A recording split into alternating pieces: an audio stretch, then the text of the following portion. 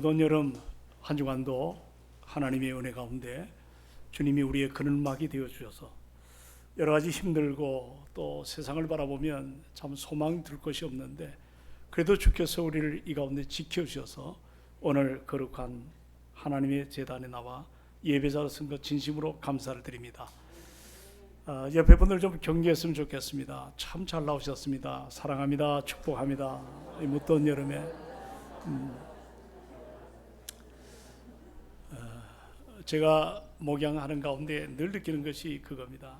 우리가 사람은 참 강한 것 같지만 조금만 들여다보면 우리가 얼마나 약한 존재인지 이루 말할 수가 없습니다.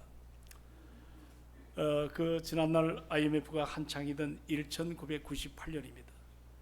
여름에 그 조간신문에 한 남자의 자살 사건이 보도가 되었습니다.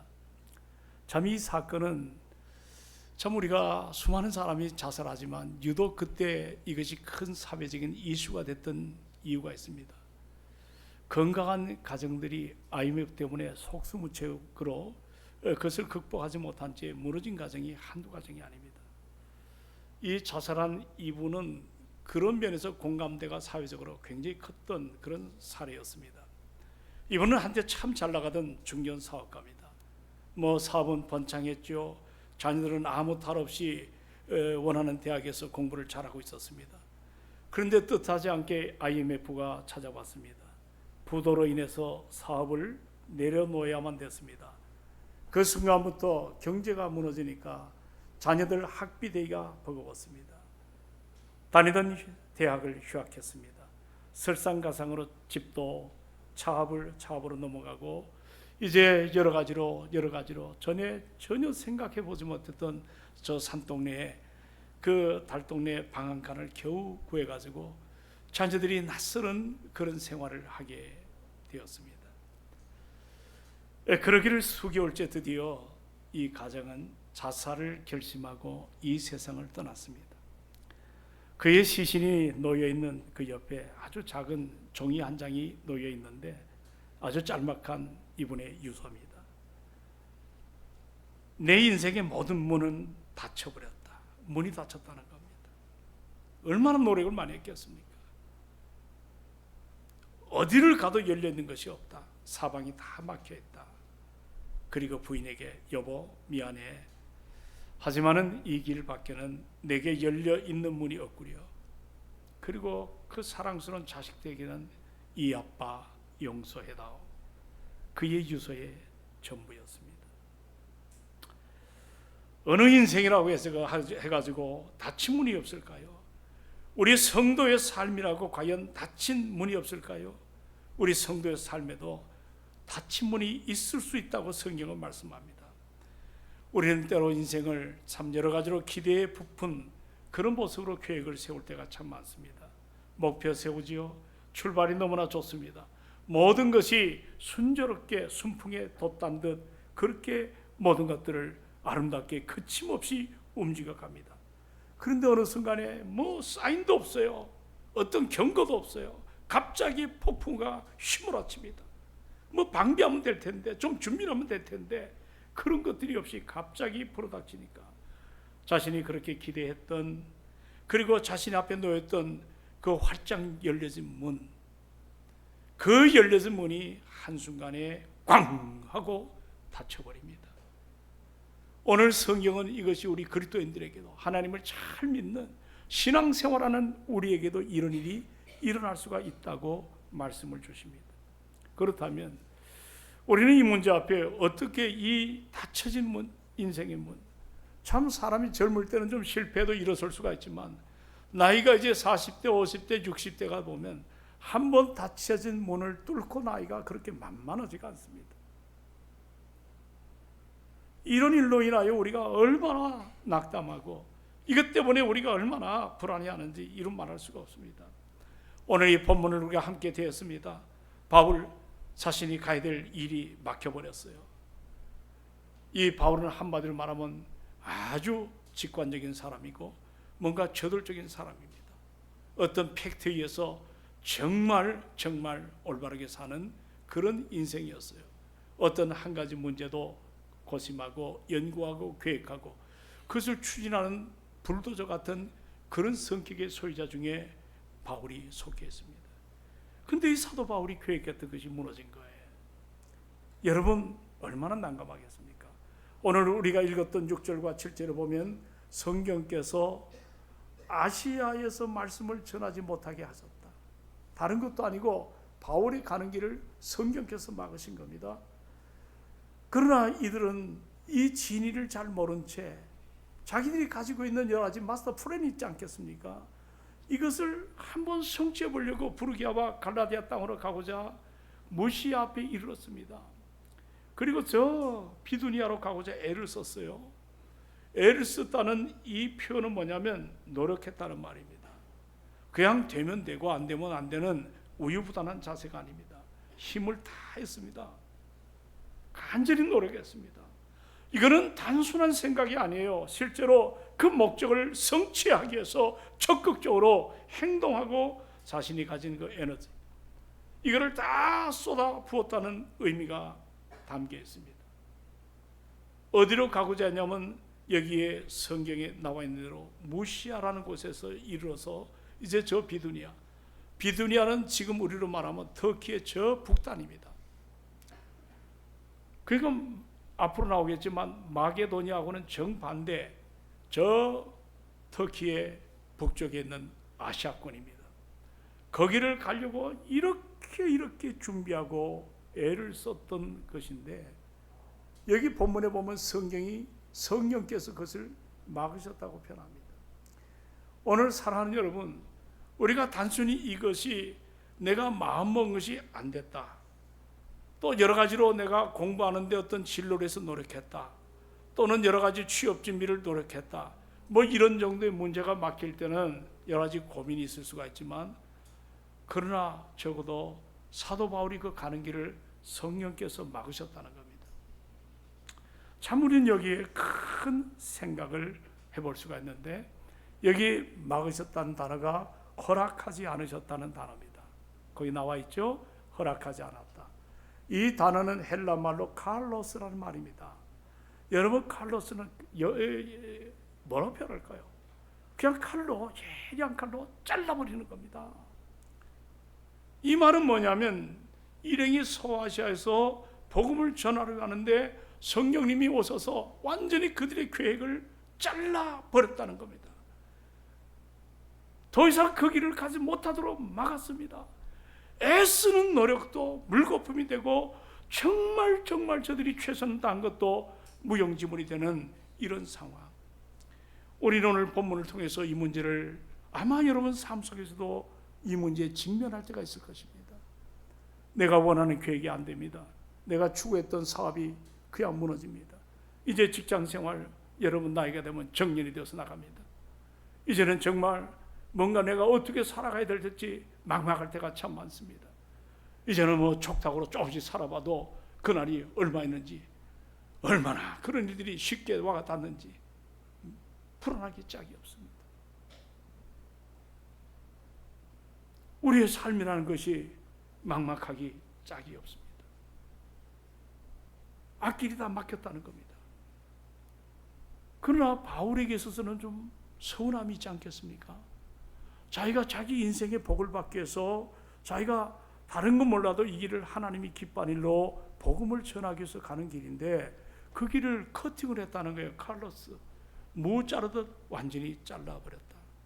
우리는 여기서 이 아침에 이제 본문 새롭게 시작하지만, 이 본문을 통해서 바로 성령께서 이와 같이 바울이 가는 길을 막아주신 것처럼 내 인생도 어떻게 보면 주님이 이 길을 막을 때가 있다는 것을 우리가 신중하게 생각을 해봐야 됩니다.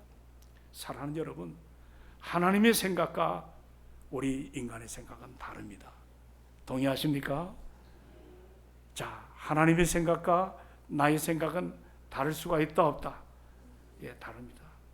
오늘 본문은 6절부터 10절까지가 구절로 말하면 5구절입니다. 이 5구절에 밖에 되지 않는 적은 분량이지만 의미상으로 이 조그만 한 토막의 문장이 세계 역사의 모든 것들을 바꿔놓는 엄청난 사건입니다. 이 5구절이.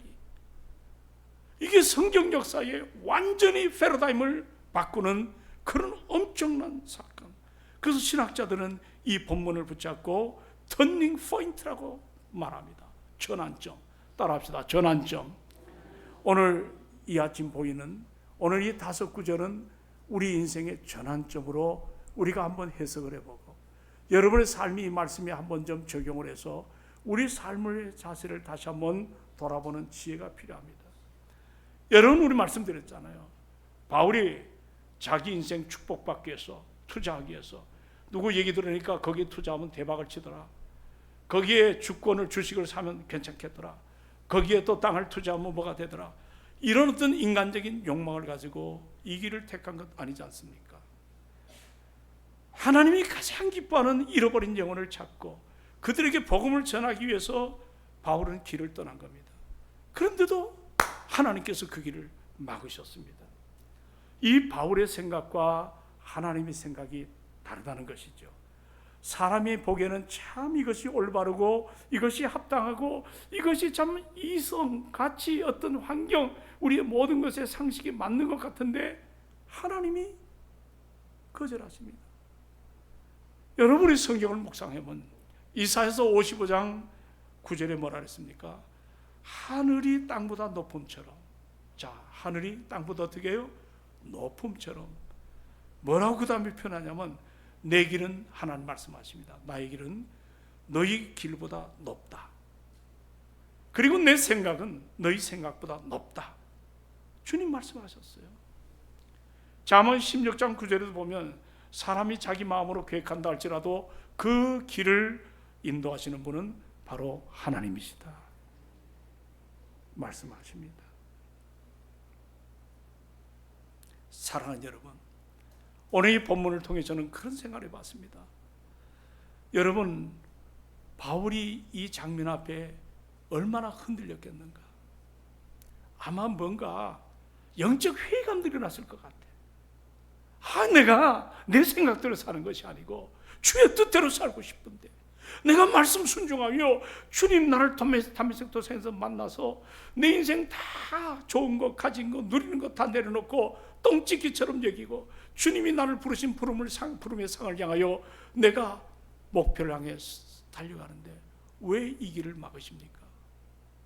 함께 따라왔던 동행자들에게도 시험거릴 수밖에 없을 것 같아요. 오늘 여러분 살아가면서 우리도 이런 유사한 일을 당할 때가 있지 않겠습니까? 우리 인생에도 사실 이 터닝 포인트가 있습니다. 터닝 포인트, 전환점이란 말이죠. 우리가 이런 문제에 부딪힐 때 참 낭패를 볼 때가 있습니다. 제가 신학교를 졸업하고 우리 집사람 대학 졸업하고 결혼을 했습니다. 성기동교회 7년 차인데 어느 날 한 장로님이 오시더니 당신은 유능하니까 이제 교회를 사임하라고 하는 사임 요청서를 받게 됩니다. 그 순간 7년 동안 그 교회에서 인생을 쏟아붓는데 이제 같이 결혼해서 아이가 임신한 상태에서 나가달라고 하는 얘기를 들을 때 제가 아무 소리 하지 않았습니다. 내 인생의 터닝 포인트입니다. 저기 삼각산에 가을이었습니다. 낙엽이 떨어지는 그 가을에 올라가서 기도하러 올라갔는데 기도가 나오지 않습니다. 그냥 나무숲에 누워가지고 낙엽을 베개 삼고 누워가지고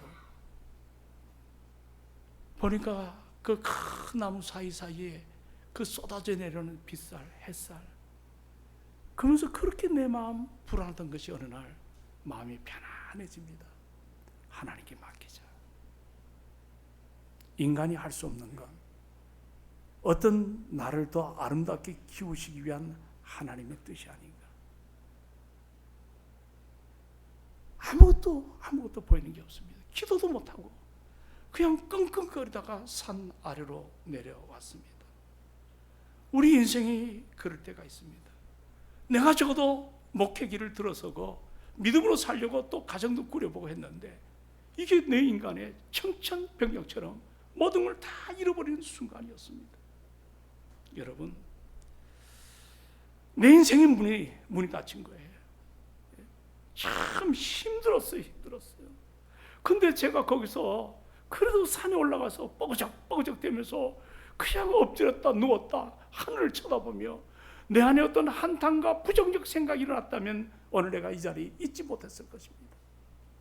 낙심을 하지 않았습니다. 오늘 우리가 문제를 만날 때 사랑하는 여러분, 낙심은 죄입니다. 포기는 죄입니다. 이런 문제가 나에게도 있었고 또 있을 것이고 또 여러분도 있고 또 여러분에게도 있을 것입니다. 그럴 때 어떻게 하십니까? 예? 여러분, 우리가 알아야 됩니다. 성령 받은 하나님의 사람은 지금 내 길이 막혔다 할지라도 우리 하나님은 한 번 택한 나를 포기하지도 버리지도 나를 멀리하지도 아니하심을 믿으시기 바랍니다. 이 길이 나는 이 길이라고 생각하는데 우리 하나님은 다른 길을 예비해 놓으신 것을 알아야 됩니다. 그래서 여러분 아시지 않습니까? 인간의 끝은 뭐라 그랬습니까? 인간의 끝? 하나님의 시작입니다. 그 길은 맡길 때 나타나는 역사입니다. 인간의 끝은 하나님의 시작입니다. 여기 우리가 이 터닝 포인트, 이 전환점, 이걸 찾아야 됩니다. 이런 문제가 만날 때 불평하거나 원망하거나 상대를 갖다가 여러 가지로 비판하거나 내 의의가 돋구치거나 할 때는 우리는 모든 것이 다 함께 무너질 수밖에 없다는 것입니다. 여러분, 하나님이 막으신다고 확신될 때는 주님 앞에 내 삶을 내려놓으십시오. 하나님이 정하신 뜻은 아무나 막을 수가 없습니다.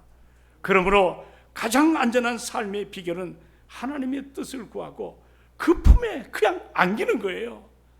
기도가 안 돼도 좋아요. 엎드리시길 바랍니다. 말씀이 눈에 안 들어와도 좋아요. 성경을 붙잡고 여러분들 좀 씨름하시기를 주 여러분으로 부탁합니다.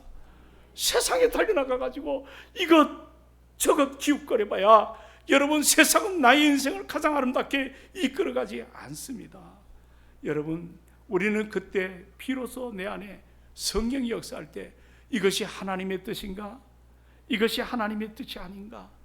이런 분별력을 하나님이 성경을 통해서 여러분과 저에게 반드시 이끌어 가시기를 원하심을 우리가 잊지 않기를 주의 이름으로 축원합니다.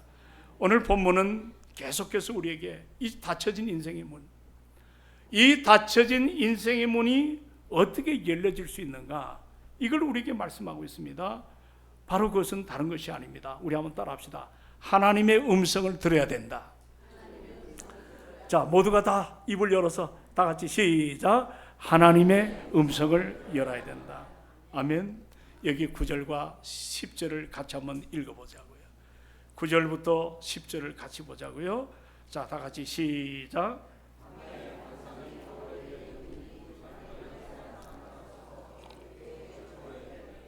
마게도냐로 건너가서 우리를 도우라 그늘 바울이 이 환상을 본 후에 우리가 곧 마게도냐로 떠나기를 힘쓰니 이는 하나님이 저 사람들에게 복음을 전하라고 우리를 부르신 줄로 인정함이라. 아멘. 여기 환상이라는 단어가 나옵니다. 여러분, 이 구약과 신약이 계속해서 이것이 말씀이 완성되기 전까지는 이것이 여러분들 하나님이 당신을 나타내는 방법이 다양합니다. 천사를 동원해서 또는 자기가 직접 나타나서 아니면 이 환상을 통해 꿈을 통해. 이 환상은 요즘 우리말로 말하면 바울이 하나님의 음성을 들은 거예요. 하나님의 음성을 들어야 됩니다. 우리가 요즘 심리학이 많이 보편화돼 가는데 여러분들 칼 로저스라는 분은 아버지가 목사입니다. 그분이 내담자 중심의 관계 이론을 우리에게 학문적으로 제시해서 많은 센세이션을 일으켰습니다. 그 내담자 이론의 취지는 뭐냐면 서로 상담할 때 상담자가 자기 말 많이 하지 말라, 들으라는 겁니다. 뭐 하라고요? 잘 들으라. 상담의 실패는 내 가진 그 얼마 안 되는 지식을 가지고 상대방이 막 쏟아부으려요. 그건 실패입니다. 내담자 이론에 보면 깊이 들어줘야 됩니다. 그리고 절대 남에게 말하지 말아야 됩니다. 그것이 상담의 가치입니다. 오늘 성경은 로마서 10장 17절에 믿음은 어디에서부터 난다? 동의하십니까? 자꾸 들어야 됩니다. 예비 시간의 말씀을 잘 듣기를 원합니다. 여러분 계시록 배웠잖아요. 7교회 성령이 귀 있는 자들에게 말합니다. 귀 있는 자는 성령이 하시는 말씀을 뭐라 그랬어요? 들으라고 했습니다. 믿음은 들음에서 납니다. 들음은 하나님의 말씀으로 말미암을 우리가 알아야 될 줄로 믿습니다. 잘 들어야 될 줄로 믿습니다. 바울은 오랫동안 복음 전하기 위해서 연구를 많이 한 사람입니다. 하나님의 음성 앞에 이제 정말 자신이 생각이 달라집니다. 여기 보니까 힘을 썼다는 단어가 나옵니다. 자, 여기 마게도니아로 떠나기를, 아까까지는 어디로 떠나기를? 예? 비두시아로 떠나기를. 그는 터키의 북단 아시아입니다. 근데 지금은 또 힘을 썼다. 굉장히 영적으로 바울이 민감한 사람입니다. 떠나기를 힘썼다는 이 말은 이렇게 해석하면 됩니다. 거부했다는 말이 아니에요.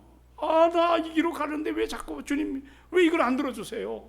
나는 이렇게 하는 것이 하나님 뜻 같은데, 사람들도 동의하는 것 같은데, 여러 사람이 여기에 긍정적 평가를 내리고 있는데 왜 하나님 안 되냐고. 아니에요. 여기 두 번째로, 첫 번째 애썼다는 말은 자기 의지입니다. 그러나 두 번째 여기 힘썼다는 말은 순종입니다. 하나님의 뜻에 자기 인생을 내려놓고 순종하기를 원하는, 근데 그 순종의 현장은 한 번도 데이터가 나온 적도 없고 어떤 분석으로 일어난 것도 없고 미지한 세계입니다. 거기에 어떻게 될지 아무것도 모르는 생소한 현장으로 주님께서 가라고 하시는데, 한밤중에 환상을 통하여 자, 마게도니아에 한 사람을 보여줍니다. 와서 따라합시다. 와서 우리를 도우라. 와서 우리를 도우라. 이 환상 후에 마게전으로 다시 그는 모든 방향을 바꿉니다. 하나님의 뜻 앞에 순종합니다. 힘썼다는 단어는 그 단어입니다. 두 번째는 마게도니아에서 한 사람이 나타나서 우리를 도우라는 것. 이건 바로 뭡니까? 이 마게도니아는 지금으로 말하면 유고슬라비아입니다. 여러분 얼마 전에 유고 내전이 많았죠? 그 유고슬라비아가 바로 유럽으로 통하는 직항입니다. 요즘 우크라이나나 그 여러 가지로 폴란드나, 그 조금만 넘어가면 독일이 있고 넘어가면 영국과 프랑스와 다 이게 포진데, 바로 그 마게도니아로 가서 복음을 전하라는 겁니다. 생소하지만, 준비가 안 돼 있지만, 아무것도 지금 자기는 정보가 없지만 하나님 앞에 힘쓰는 건 뭐냐면 또다시 그는 계획을 바꿔서 거기에 최선을 다하는 자세를 갖습니다. 이게 신앙인의 자세이어야 될 줄로 믿습니다. 자, 그런데 보십시오. 이 본문을 여러분들 세계적인 최고의 역사학자가 있습니다. 아놀드 토인비라는 분이 있습니다. 그 아놀드 토인비가 본문을 읽고 이렇게 외칩니다. 제 노트북에 스크랩되어 있습니다. 이 장면을 뭐라고 표현하냐면, 드로아에서 바울을 태우고 마게도냐로 가고 있었던 이 이름 모를 배, 조그만 배, 이 배가 바로 유럽의 역사를 바꾸는 배였다. 정말 제가 이 이야기를 듣고 막 심장이 터질 것 같아요. 이 조그만 배가 망망대해를 헤치고 나가는데 아무것도 아닌 것 같은데 그 배가 유럽의 역사를 바꾸게 되었다. 할렐루야. 여러분, 이 복이 교회 안에 일어날 줄로 확신합니다. 이런 소망이 우리에게 있다는 거예요. 하나님 살아계십니다. 하나님 역사하십니다. 하나님 우리를 통해서 일하시기를 원하십니다. 토인비는 조금 더 족을 더 답니다. 여러분, 유럽의 문명사의 미래를 안고 가는 배라, 비전을 싣고 가는 배라 그랬어요. 교회는 비전을 실은 하나님의 공동체입니다. 그 공동체를 우리가 어떻게 성령의 인도를 따라 움직여 나가냐에 따라서 인간의 생각이 아닌 하나님의 모든 걸 일하시는 거예요. 우리는 최선을 다할 뿐입니다. 여기 바울이 힘을 썼어요. 어저께까지는 애쓴 거는 자기 생각, 자기 노력, 자기 주장을 관철하려고 했다면, 오늘의 힘썼다는 건 다 포기하고 주의 뜻대로 겸손하게 순종하기를 원했다.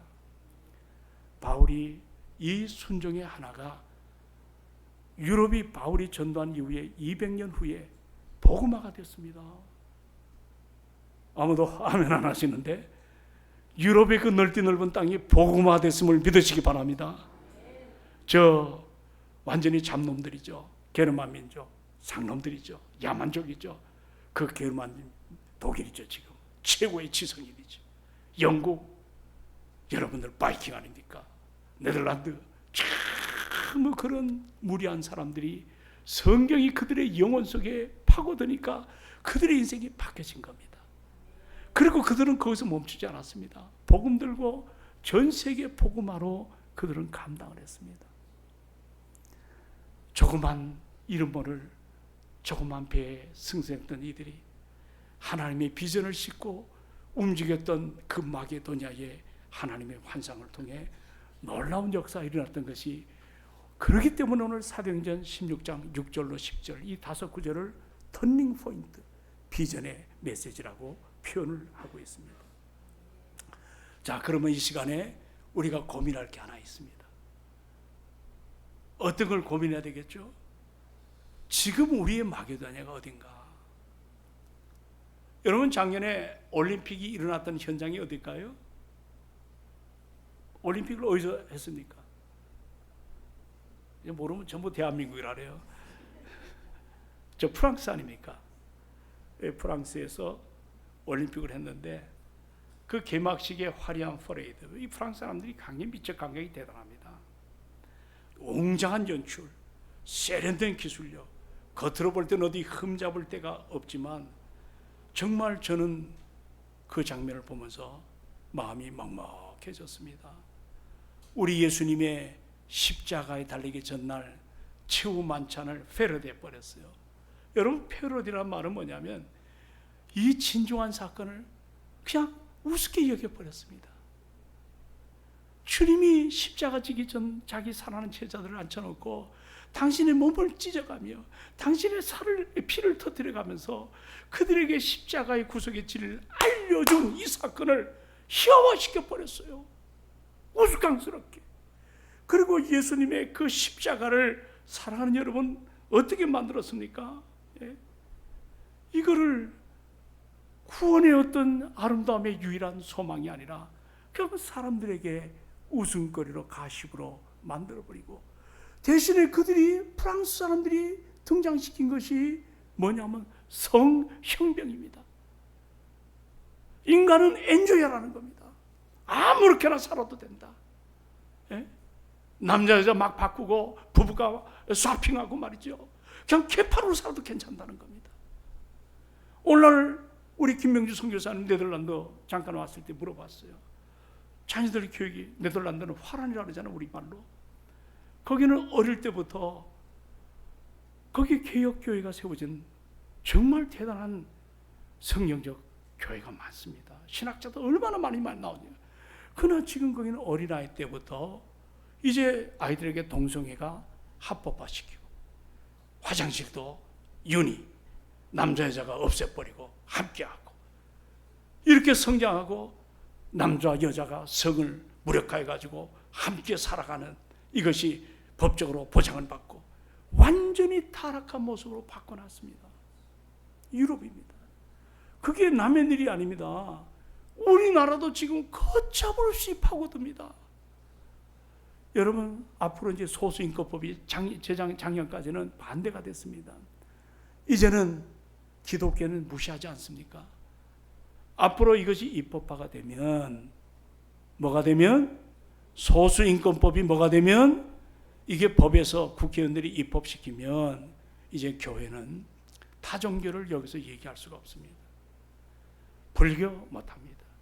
이단 얘기 못합니다. 타종교 얘기 못합니다. 하면 요즘 유튜브가 발달해서 제 설교도 지금 전 세계에 다 나가고 있습니다. 저도 말을 굉장히 조심하는 편입니다. 그러면 이거를 캐치해가지고 저를 누가 고소하면 엄벌을 받고 그렇게 발달 수밖에 없습니다. 지금 우리나라가 바뀌었습니다. 여기 우리 유럽 갔다 오신 우리 이상무 목사님이 그런 얘기 하대요. 어느 유튜브를 보니까 유럽 텅 빈 교회. 자, 유럽 따라합시다. 유럽 텅 빈 교회. 한국 텅 빌 교회. 매치가 되나요, 안 되나요? 앞으로 한국 교회는 텅 빌 교회가 된다고. 제가 그 얘기를 들을 때 소름이 쫙 끼쳤습니다. 어제 여름 성경학교 했는데 옛날 된 마당에 사람들이 꽉 차고, 예? 자녀가 없어요. 아이들이 없어요. 그래도 눈시울 짓게 되도록 고마운 거는 아이들이 선생님 말씀을 잘 듣고, 우리 선생님도 아주 소수입니다. 새벽부터 나오셔가지고 준비하시고 오후 늦게까지 정리하시는데 너무 고맙더라고. 또 우리 장로님들 수박덩이 사오시고 또 아이스크림 사오시고 거기에 옆에서 기도해 주시고 다음 세대에서 걱정하는 모습 볼 때 마음이 든든해졌습니다. 오후에 극장을 갔습니다. 아마 꼬맹이들은 잘 안 되니까 이제 티켓팅을 한 30개를 했다 그래요. 그래서 이 CGV에 들어갔더니 킹 오브 킹즈라고 있죠. 여러분 들어오는 보셨죠? 그게 지금은 센세이션을 일으키고 있지 않습니까? 아마 1000만이 넘을 것 같습니다. 잘 몰랐는데 들어가 보니까 극장이, 여기 파리만 날리는 극장, 이 망한 건물 아닙니까? 사람들이 왜 이렇게 많은지. 제가 뒷자리에 앉았어요. 보니까 우리 아이들이요, 예배가 재미없으면 막 이래요. 여러분 잠잖아요. 그리고 뭐 이렇게 노래해. 그리고 툭 나가는 놈들도 있어요. 근데 거의 1시간 45분인가 한 2시간짜리 같아요. 두 놈이 잠깐 화장실 갔다 또 금방 들어오더라고. 어디는 나가면 안 들어오는데 조용하게 끝까지 시청을 하는데 물어봤어요. 우리 목사님들하고도 이제 토의를 합니다. 어느 목사님은 울었다 그래요. 저는 가만히 보니까 눈물이 없어요. 그걸 봐도 눈물이 안 나와요, 저한테는. 평생 십자가 얘기하다가 그러다 내가 그 목사님 한 분이 울었다 해서 참 고맙다 속으로. 학생들이 하나도 미동하지 않고 끝까지 예수의 일대기입니다. 킹 오브 킹즈. 자녀들이 그 모습에 최선을 다하는 걸 보고 은혜를 받게 되었습니다.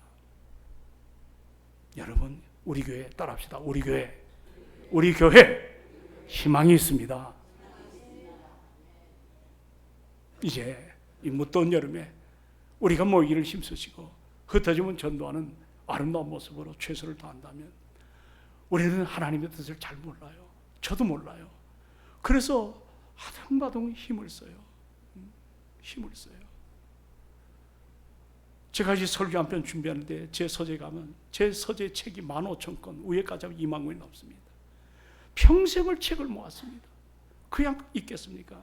설교 한 편 준비하는데 피가 마릅니다. 3부가 되면 거의 제가 암송을 하고 쓰게 됩니다. 보다 성도들이 은혜 받게 하기 위해서 때로는 몸부림치고 산에도 갈 때가 있습니다. 새벽에 다 일찍 나와서 엎드려 기도합니다. 그러고도 죽을 쓰는데 그래도 소망이 있습니다. 하나님이 동성교회를 주인이 되십니다. 하나님이 역사할 줄로 믿습니다. 오늘 새로운 시대를 향하여 바울의 삶을 터닝 포인트 시켜서 유럽을 위해서 나갈 때 하나님이 역사한 것이 대한민국이 왔는데, 지금 우리가 2000년 후에 우리의 마게도냐는 어딘가 제가 마지막 생각을 해봤습니다. 이 마게도냐는 우리의 교육 현장인 학생들의 교실입니다. 우리 교실이 학생들이, 제가 이 가까운 대학원에서 상담할 때 정교조 출신이 여교사 가운데 4명이 있었습니다. 안 먹혀요. 통하진 않아요. 제가 목사인데 한참 변론을 많이 했습니다. 그런 선생님들 밑에서 교육을 받다 보니까 하나님 인정 안 합니다.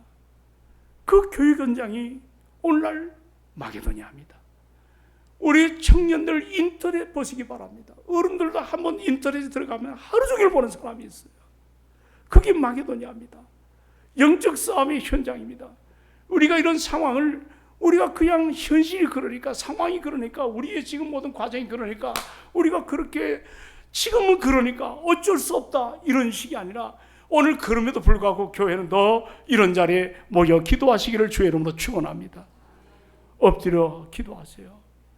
어느 우리 선배 장로님이 안 목사님 밤에 나와 철야 기도하라고. 제가 인간적으로는 좀 마음이 쏙도 상했습니다.